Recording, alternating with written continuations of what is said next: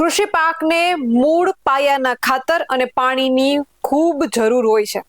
આ બંને વગર પાકનો વિકાસ રૂંધાઈ જાય છે, પરંતુ રક્ષક જ ભક્ષક બને એવી સ્થિતિ ઉપસ્થિત થઈ છે। વાત કરી રહી છું એ કેનાલોના પાણીની કે જેના કારણે ખેડૂતોના ઊભા કૃષિ પાકને નુકસાન થયું છે। નમસ્કાર, આપનું સ્વાગત છે BS9 TV ન્યૂઝ ઉપર અને હું છું આપની સાથે કાજલ સુવા। વાત છે કરમસદ આણંદ મહાનગરપાલિકાની બેદરકારીની કે જેને લઈને ખેડૂતોનો પાક બરબાદ થતા ખેડૂતોમાં આક્રોશ ફેલાયો છે। એસટીપી પ્લાન્ટના દૂષિત પાણી ખેતરોમાં ઘૂસી જતા પાક નિષ્ફળ થયો છે, જેને લઈ ખેડૂતોને વ્યાપક નુકસાન પહોંચ્યું છે। આણંદ જિલ્લાના કરમસદ સંદેશર રોડ પર મનપાનો એસટીપી પ્લાન્ટ આવેલ છે, જેનું દૂષિત પાણી ડેડ કેનાલમાં છોડવામાં આવતા કેનાલ ઓવરફ્લો થઈ હતી અને આ દૂષિત પાણી આજુબાજુ આવેલા ખેતરોમાં ઘૂસી ગયું હતું, જેને લઈ ખેડૂતોએ તૈયાર કરેલ ઘઉં અને ટમેટાના પાકને વ્યાપક નુકસાન થયું છે। એસટીપી પ્લાન્ટનું દૂષિત પાણી છોડવા માટેના નિયમોનું ઉલ્લંઘન કરીને મનપા દ્વારા આ દૂષિત પાણીને ડેડ કેનાલમાં છોડવામાં આવ્યું હતું, જે પાણી ખેતરોમાં ફરી વળતા ખેતરોમાં તૈયાર ઘઉં અને ટમેટાના પાકને ભારે નુકસાન થયું છે। પાક દૂષિત પાણીમાં ગરકાવ થઈ જતા તમામ પાક નિષ્ફળ ગયો છે। ખેડૂતોએ મહા મહેનતે અને ખાતર બિયારણનું ખર્ચ કરીને તૈયાર કરેલ પાકમાં દૂષિત પાણી ફરી વળતા ખેડૂતોને વ્યાપક નુકસાન પહોંચ્યું છે, જેને લઈને ખેડૂતોમાં ઉગ્ર આક્રોશ જોવા મળી રહ્યો છે। પ્લાન્ટમાંથી દૂષિત પાણી ખેતરોમાં ઘૂસી જવાના બનાવ અવારનવાર બનતા હોય છે। ન માત્ર પ્રથમ વખત આવું નથી બન્યું કે ખેડૂતોને નુકસાન થયું હોય, પરંતુ આ એસટીપી પ્લાન્ટમાંથી વારંવાર દૂષિત પાણી છોડવામાં આવે છે અને ખેડૂતોના ખેતરોમાં આ પાણી ઘૂસી જાય છે એવો ખેડૂતો વારંવાર દાવો પણ કરે છે।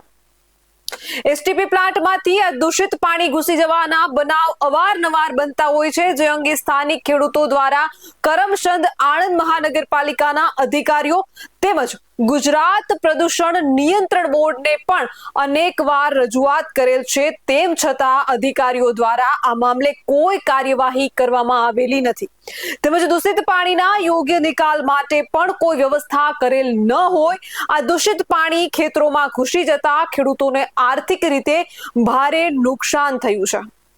ત્યારે ત્યાંના સ્થાનિક ખેડૂતોમાં ભારે આક્રોશ જોવા મળી રહ્યો છે। ખેડૂતો શું કહી રહ્યા છે, ત્યાંના સ્થાનિક લોકો શું કહી રહ્યા છે, તે એક વખત સાંભળીએ। નગરપાલિકાને લીધે આ બધું થાય છે। નાખવાની લાઈન કોહમાં પણ નાખી દીધી આપા આ નહેરમાં નાખે છે, નહેર પૂરાઈ ગઈ છે ને વર્ષોથી આ છે નહેર બંધ છે, કારણ કે આ પાણી બીજે જાય એવું નહીં। અમારે કેટલું લાખો રૂપિયાનું નુકસાન છે। હવે આ ટોમેટી રોપેલી ટોમેટી જતી રહેવાની, આ ઘઉં કરેલા ઘઉં જતા રહેવાના છે। આ સરકાર આલશે અમને પૈસા નગરપાલિકા વાળા કે પછી અમને ભિખારી કરવાના હવાય? અમારી માગણી અમને આ નુકસાની આલે, આ પાણી ભરાઈ ગયું એને ગમે તો બીજે નિકાલ કરે, કોણ તો એ કોહમાં નાખી દે। વળતાર વાળા કોહમાં નાખે તો વાંધો નહીં, ને ગમે તો નાખે તો વાંધો નહીં, મોટા કુવા બનાવી દે ને બોર તો અમને વાંધો નહીં, પણ અમારા નહેરમાં પાણી આવવું ના જોઈએ। ને આ વર્ષોથી આમાં કે આ કરીએ પેલું કરીએ કશું કરતા નહીં, લાઈનો નાખીએ ઓમ નાખીએ, પણ આ વર્ષોથી આવી રીતે કરે છે। કેટલા વર્ષોથી પાણી ભરાય છે અમારે, ને આ સાલ તો એટલું બધું નુકસાન છે, નહેર પૂરાઈ ગઈ છે પણ હમું જોવાય નહીં આવતા, જેસીબી નહીં મોકલતા, કશું નહીં, ને કહીએ તા કે અમે કરીશું પણ શું કરે? કશું ના કરે આવાય। અમારું તો અમને ભિખારી કર્યા, દેવાદાર કરી દીધા હા નગરપાલિકા વાળાએ। હવે અમે કરીએ શું? અમે ભીખ માગવાનો વખત આવ્યો છે। હું સાહેબ એક જ કહેવા માંગુ છું કે અમે વારંવાર રજૂઆત નગરપાલિકાને કરી છે, મહાનગરપાલિકાને કરી છે, લેખિતમાં કલેક્ટર સાહેબને રજૂઆત આપી, કમિશનર સાહેબને આપી। 1 વર્ષથી આ સમસ્યા છે। આ સમસ્યા અમારા ગયા વર્ષે ડાંગરનું નુકસાન થયું, ફરી શિયાળા પાકો ચોળીનું નુકસાન થયું। હાલ અમે ટામેટી રોપી છે, ટામેટીની અંદર રોપીને 3 દિવસ થઈને પાણી અંદર ભરાઈ ગયું, 20 થી 25 વીઘામાં પાણી ભરાઈ ગયું છે। આ બધા લોકો ઘઉંમાં, કોઈ તમાકુમાં, બધાને પાણી બેઠું। નગરપાલિકાની બેદરકારીને કારણે આ ચાલુ પાણી આયા જ કરે છે। અમે મૌખિક ને લેખિત રજૂઆત અનેક વાર કરી પણ કોઈ એનો ઉકેલ આવતો નથી। એટલે મારી એવી નર્મ વિનંતી સાહેબને છે કે તમે આનો કોઈ નિકાલ કરી આપો અમને। અને આ જે કેનાલમાં પાણી નાખ્યું છે લોકોએ ગટરનું, એ ખરેખર એ કેનાલ આગળથી બંધ જ છે, ડેડ જ થયેલી છે, એ પાણી કઈ જતું નથી અને કેનાલ ઓવરફ્લો થાય છે એટલે સીધું અમારા ખેતરમાં જ પાણી આવે છે.